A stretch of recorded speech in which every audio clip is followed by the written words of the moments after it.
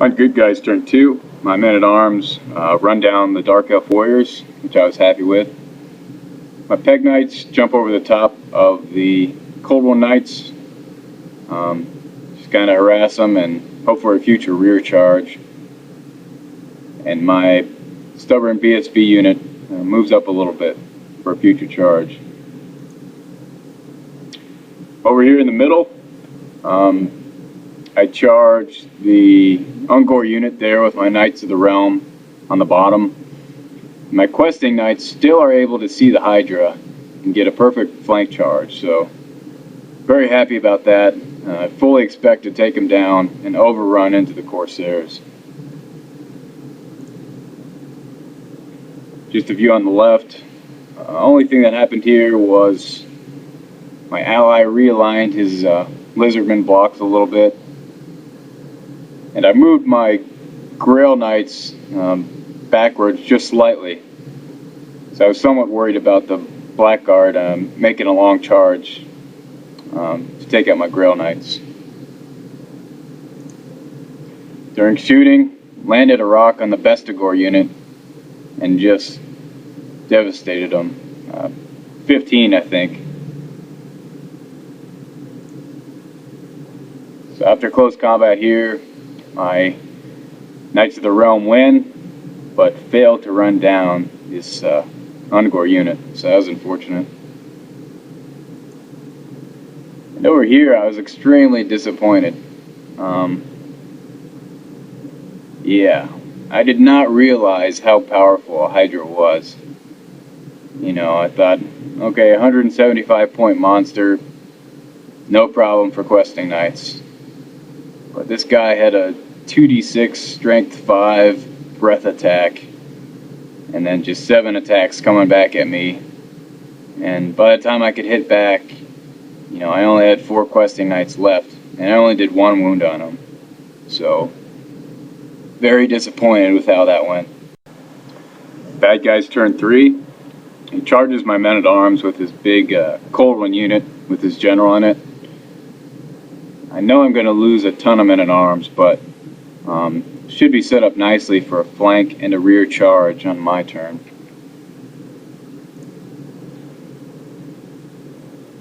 Here in the middle, his sorceress moves behind my general. It's actually pretty dangerous because she's really tooled up to be a character killer. So I'm probably going to lose my general this turn. There's 2 blocks in the middle. Both get their charges off this time into the Skink and Kroxigor unit. And later in his magic phase, he actually gets that unit down to weapon skill 1. So pretty scary there. It's going to be tough to hold. Over here, Beastman player, after getting a rock landed on those Bestigors, decides to not charge the Temple Guard unit and move over towards the main combat. So here during the magic phase, I survived 3 or 4 of his direct damage spells and only took 1 wound, so very lucky there. Here on one of my trebuchets, an assassin pops up. So close combat, men-at-arms kill 2 Cold One Riders. Lose a ton of men-at-arms, but I managed to stay. Beastman players' Minotaurs crush the Skinks that were blocking their way. And the questing Knights get crushed by the Hydra. Now they're on double ones to rally. So, just really disappointed with these guys. I've actually only had 1 game where questing Knights have done anything good, where they killed a Demon Prince. Every other game I've played, they've gotten absolutely crushed. So, starting to consider if I should take them out of my list or not. If anyone out there has had success with questing Knights and I'm just not using them right, let me know. Here in the main combat, ton of skinks die, but the unit holds and manages to do a fair amount of wounds back. Blackguard unit's down to just 2 models. I forgot to mention that in the magic phase, this unit had the Shield of Thorns on it, so I was able to do 2d6 strength 4 hits to both of those units, which really helped them remain steadfast and hold. And that's great because on our next turn, my Grails are going to get a nice flank charge and just plow down the line there. Over here, my Pegasus Knights finish off the last bolt thrower and overrun. On Good Guys turn 3, I get the charges I want here in this combat. Shouldn't have a problem breaking this unit. I'm bringing a ton of combat revs to bear. A flank, a rear. My BSB's unit has 3 additional combat revs than a normal unit. So it would be nice to get this big expensive unit off the board. In the middle, my Knights of the Realm charge the Ungors that fled from them earlier in the game. My Grail Knights charge the remainder of the Blackguard, and that should be an easy overrun into the Corsairs. Temple Guard there at the top charge the Ungor Raider line, I believe, and so they should win easily, get a nice overrun. Here's just a wider view of the board. Actually, my Grail Knights originally charged that big Ungor unit there at the top right, but they elected to flee, so I redirected into the Blackguard. On shooting, my Treb, I took out a bunch of Gores here on the very far left. And my General gets a nice charge onto the Hydra, ready to get some revenge for the Questing Knights. Humiliation. So I popped my Potion of Foolhardiness, got my 7 attacks going in with Heroic Killing Blow, and got 4 through, but failed to roll 6. So I guess there are just too many heads to cut off this time. I don't know. This is an extremely nasty monster. I did not realize how good it was for a 175 point monster.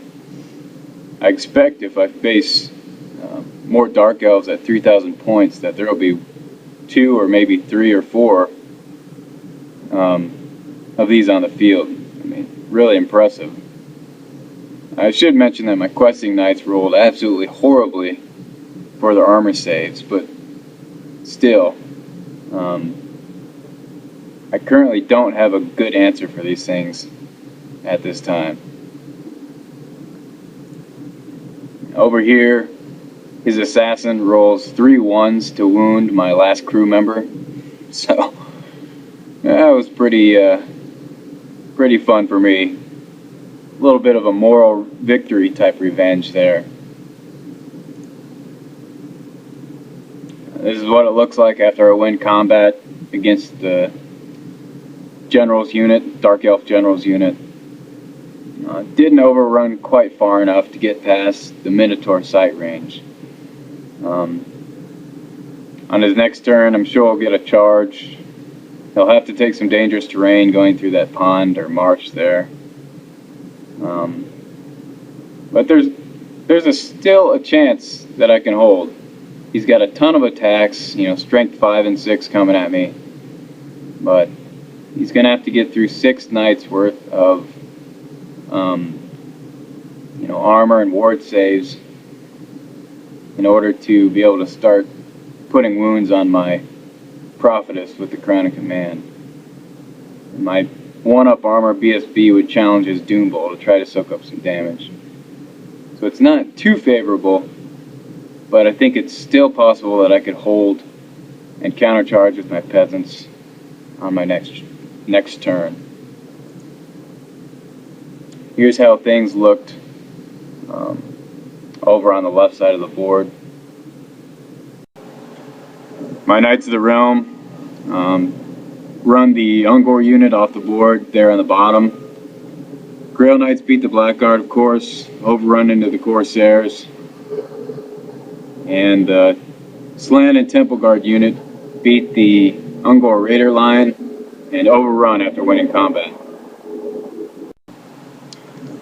So we had to end it here after turn 3.